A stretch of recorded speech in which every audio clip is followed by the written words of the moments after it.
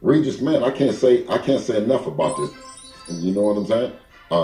And it's going to bring out the best in Devin for the people. You know what I'm saying? We can't, we're not looking for no pushovers. Everybody that we pulled up to, you know what I mean? Either we fought them or they declined to fight him. Either we put something on the table, right? Or we waited on them to put something on the table. Devin is the best fighter in the world, man. And definitely, inshallah, after this victory and dominate in a dominating fashion. Because here, Mr. Regis Prograis said that he want to start boxing. No, guy. You know what I'm saying? Come in and do some of that destructive shit to Mr. Pillow Fisted Devin Haney that you said, no, I might start boxing. No, because when you feel that shit, you know what I mean? You're going to back up like everybody else do. You know what I mean? But the only thing is different is when you back up, we might come get you.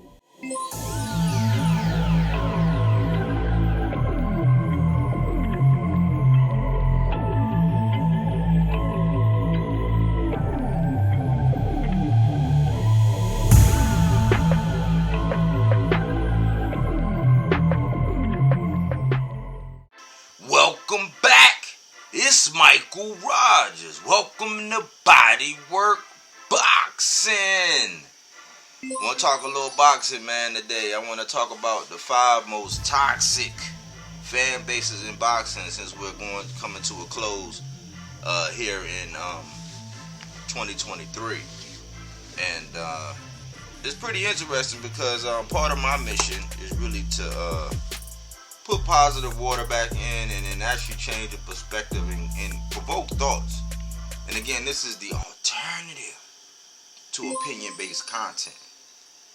You know, I try to credit myself on being a fact-based content channel where we use numbers, we use data, we track history, we make videos to keep the people abreast of what's really going on in the sport.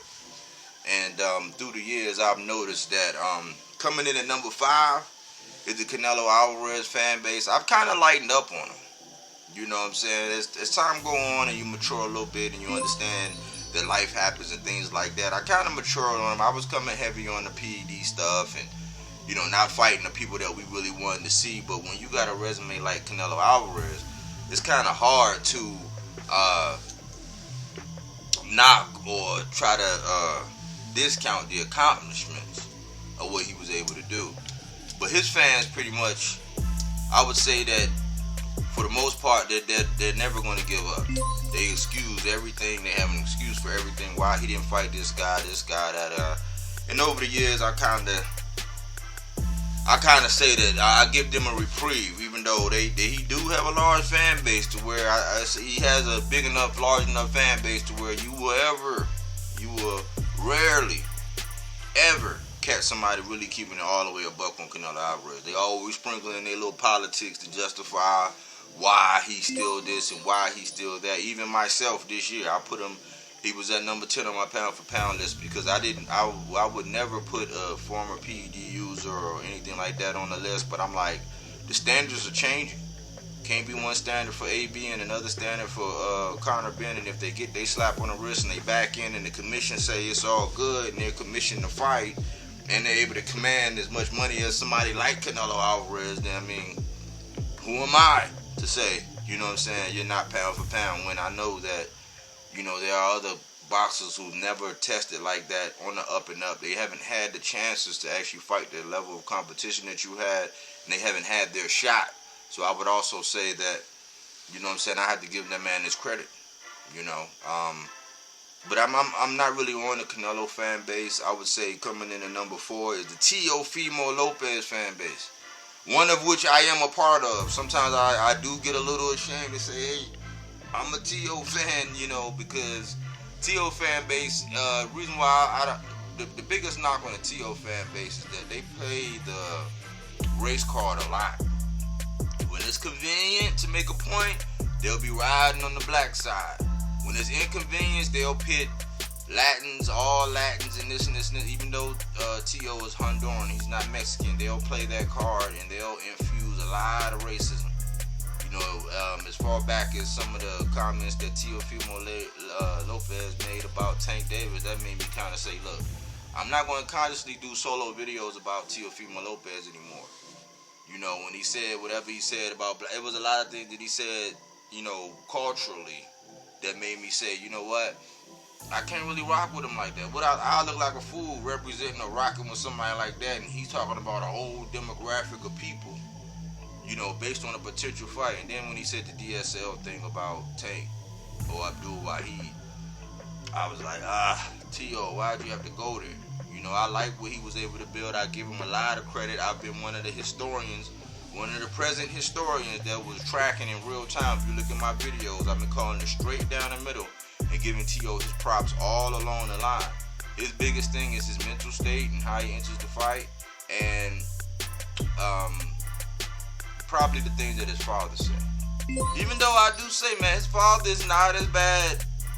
His father is not as bad as another guy, you know, on this top 5 toxic pound for pound fan bases. You know what I'm saying? You know, so I mean, I hope T.O. get it together. I hope that he, you know, he is going to go on and do what he said, like Barbosa and Matias. I think he's an excellent fighter. He's one of my boxers to watch. I call him the Puma in my boxers to watch. Feel free to watch my boxers to watch collection. But he's a guy that's coming in at number 4. Number 3, the Bud fan base. Another fan base in which I'm a fan of Bud. I'm just not a Bud only fan. But Bud fans will, whatever decision is made, they're gonna ride. Which I understand loyalty, because there's a couple people that no matter what, I'm gonna ride for them. I'm gonna give them the benefit of the doubt, you know. But I see a lot of the Bud fan bases, also a lot of fan base. They also participate in a bigger fan base of somebody else that's on this list that I'm gonna get to. But when it comes down to actually boxing conversations and keeping it a buck and keeping it 100 and double standards and all of that stuff, because they can accuse Earl Spence of all kind of things. They can berate him for the DUI. You know, they can talk all kind of stuff. They can say all kind of wild, crazy things. But the minute somebody say, "Oh man, well, what about the resume?" Then they go off and they go ham. And they also make a lot of things personal. They'll take things to a personal level when, you know, anything personal hasn't even come up yet. You know what I'm saying? I think that's why they are number 3. But I'm not going to lean on it. I think, you know, partially it can be an argument made that this is the Terrence Bud Crawford era. He himself said it. And who knew he was going to do what he did against Earl Spence? I am a Bud fan. I'm just not an only fan. It's a difference. You know, I support him. I call him the closer. That's a bad, bad man. And I learned from him this year that you have to stay prepared at all times for any and everything. Whether we're going to go shoot on the hoop, whether we're going to go play paintball, whether we're going to, whatever, flag football, you got to be prepared. And that's what I learned from Bud. But his fan base can be a little bit toxic. I think they're getting better. They're getting better. I think once he gets back in the ring, we'll see that fan base, you know, may have simmered down a little bit. You know what I'm saying? But they're very extreme right now. There's a lot of very extreme people right now. Coming in at number 2 is the Wilder fan base. I have never, ever experienced a fan base like the Wilder fan base. They will come out in one breath and tell you that Deontay Wilder, yeah, he might not have the best skills and he has the God-given talent, and this person says that he's the most specialist guy on the planet, and his coaches say that, you know, he's the hardest hitting guy in boxing heavyweight history or the history of the sport of boxing, and this and this and that. It was like, well, as a coach, that's a gift and a curse, because, you know, you're trying to tell me that you inherited a guy that's been under the tutelage of a Mark Breland for more than a decade. You inherited a guy that's been under that tutelage with the most powerful hand in the world, and this guy's still losing? What did that say about you? I digress from the coach, and let's talk about the fan base, because a lot of times when you point out the obvious and the fact that there are basic technical skills, there's written track records of things where Deontay Wilder does not want to train, he does not want to run, he does not want to hit the pads. There was times when Mark Breland had came out and said, JD said, hey, he'll come in before training and he'll say, hey man, Deontay's not having a good day, man. Don't make him run or don't make him hit the pads. And he'd be like, all right, you know what I'm saying? So, but the fan base will always resort back to the fact that he started boxing, for his daughter, which is a very commendable feat.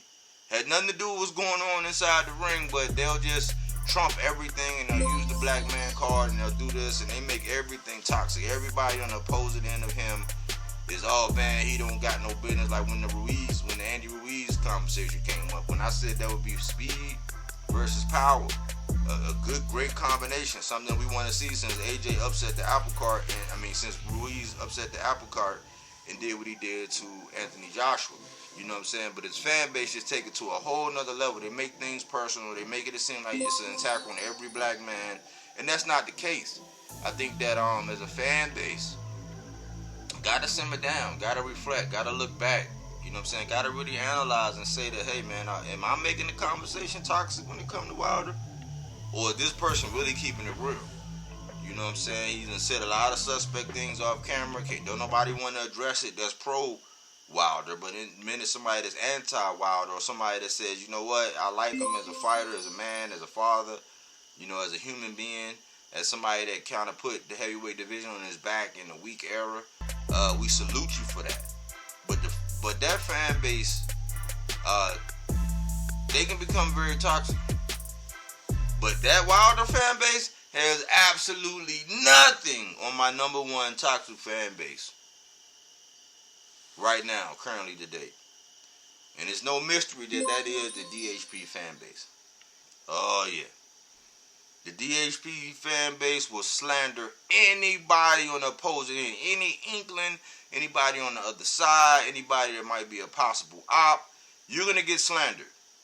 Mikey Garcia got accused of being a duck, and I exposed that, basically by showing the TBV video where, Bill Haney said, hey, we didn't want the Mikey Garcia fight. Like, well, how did he duck you if you never wanted to fight? You know what I'm saying? I played that. It's on wax.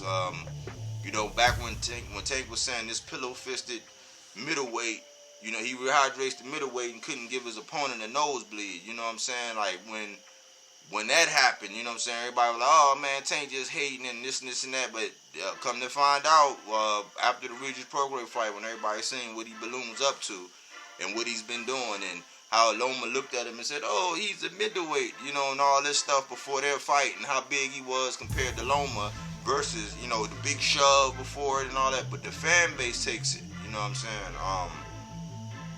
His fan base has slandered Tank, Gary Russell Jr., T.O., Kambosos, Shakur, Regis, and Tank is like the go-between after every fight. If you look at the recent comments and the things that his own father, in which we can't even judge him right because everybody want to say, oh man, why are you talking about that man's father? It's like, well, his father is also the promoter, so he wears two hats. I'm not talking about the man as a father. Excellent job making a millionaire out of his son with the level of talent that he has and getting him to these, this meteoric level that he has, in this position in the sport of boxing. You know what I'm saying? And the stronghold he was able to do on YouTube. He's a marketing genius. So in one breath we praise him as a father, in the other breath as a promoter, it's like, man, stop! You making the sport toxic. You know what I'm saying? He tried to put Gary Russell in a 3-fight deal. He tried to say that Loma ducked him, even though Loma never ducked him.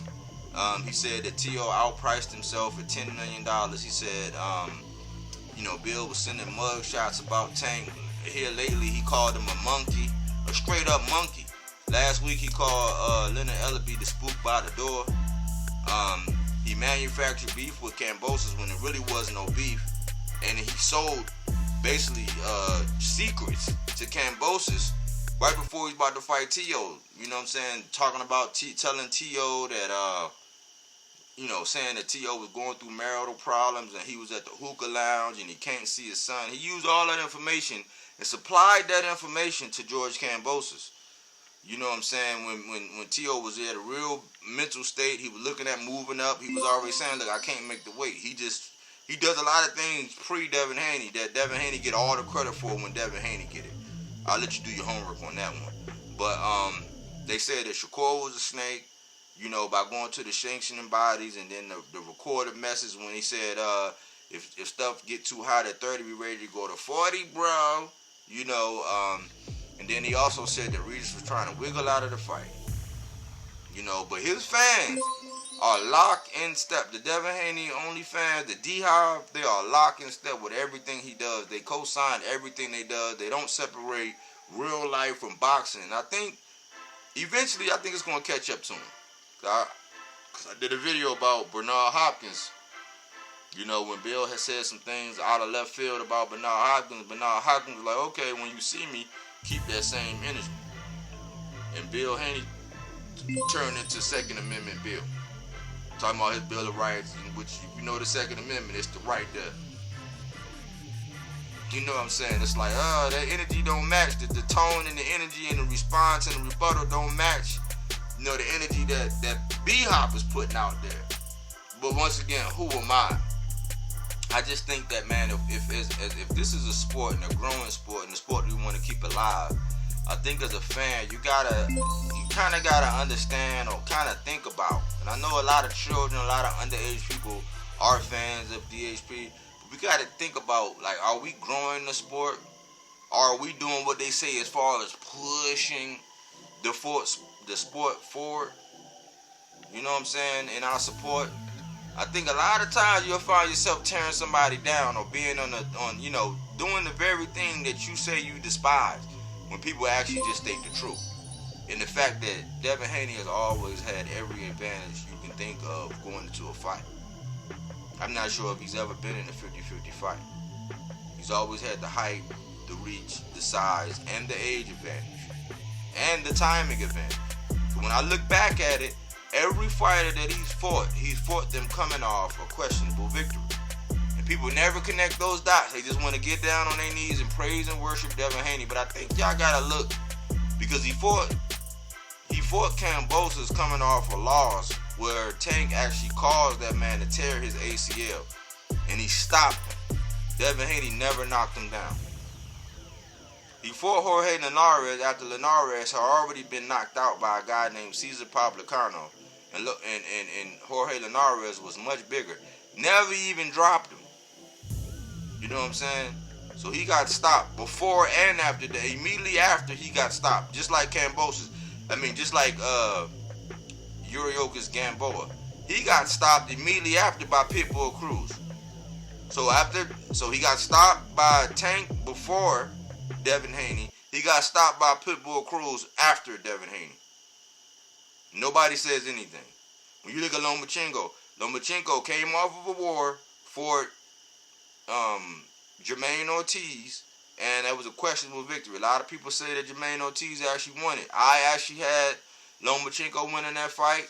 You know what I'm saying? Much like I had Devin Haney winning the Lomachenko fight, but it wasn't by much. It was by the hair of his chin, but looked real bad. So he fought Lomachenko coming out of the war being inactive, who should have fought Kambosos instead of him. But due to his war obligations, it opened up a window for Devin Haney to go ahead and fight him. So he went ahead and fought him, put on a good contest. I think the first one, it was he got vicious on Kambosos. He exploited Kambosos. You know what I'm saying? I can't say he exposed him, but he exploited the advantages that he has: height, reach, and speed. You know what I'm saying? Even to a certain extent, age, even though the gap there was probably one of the less amount of gaps when you look at level of competition. He goes on to fight Lomachenko after that questionable fight with Jermaine Ortiz. A lot of people actually edged Loma out for winning. It was a 124 to 110, contest in the sport of hit and not get hit, but the 49 to 9 body shots is what actually was able to actually render the judges to be able to say, you know what, Devin actually won this. That and the fact that just like Ngannou and Fury in the 9th and the 10th round, Ngannou kind of let his foot up off the gas, Lomachenko let his foot up off the gas in the 11th and the 12th. Had he popped his head back a couple times or been more aggressive, I think Loma thought that he had it in the bag and he was going to coast to victory, but he really didn't have it in the bag, and that was his demise. Then when we look at the performance of Regis and Zorilla, when they set a record, 84 punches, total punches landed, which was a record at that time. He set a record. Bill goes to the fight, they scout, they do whatever, and they say, oh yeah, man, Regis looked like he right for the taking. And obviously so, because Regis came in and set another record for 38 punches landed. You know what I'm saying? After the whole De Los Santos and Shakur win, De Los Santos was only able to put up 43 punches landed, you know what I'm saying, against Shakur.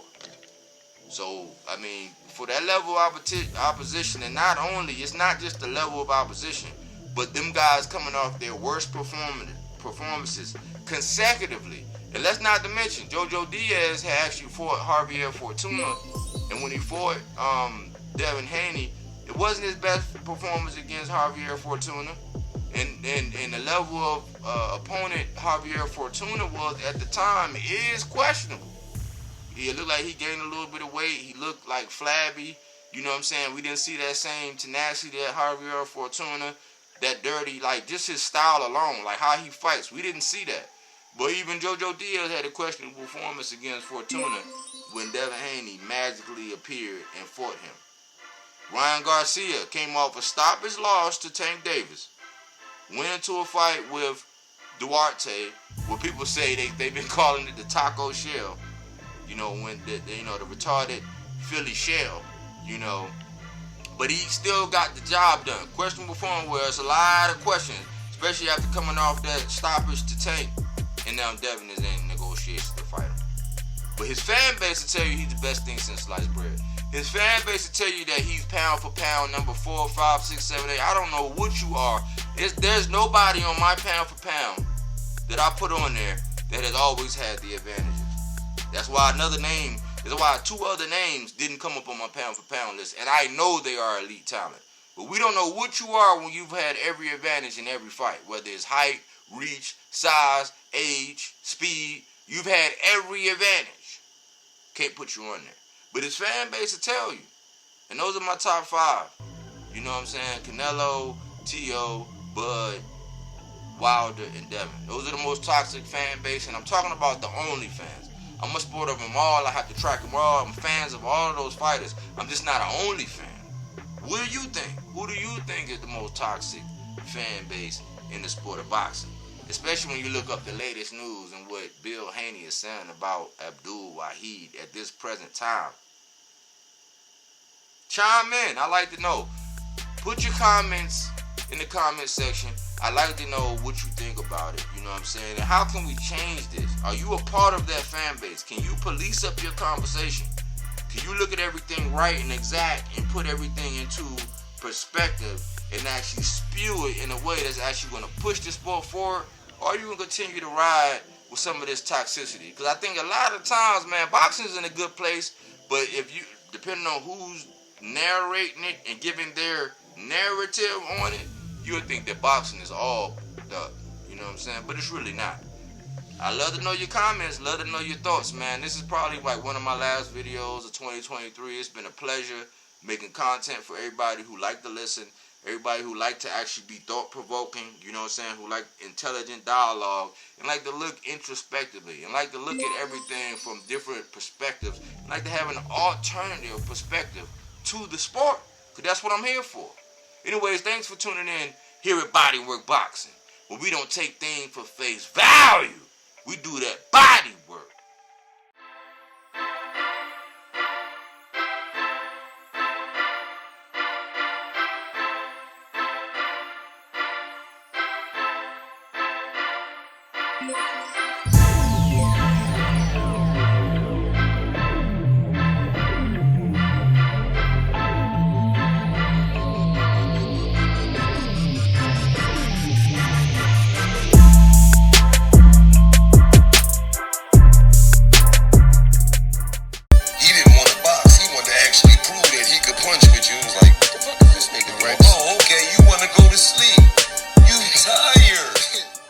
Welcome to BodyWork.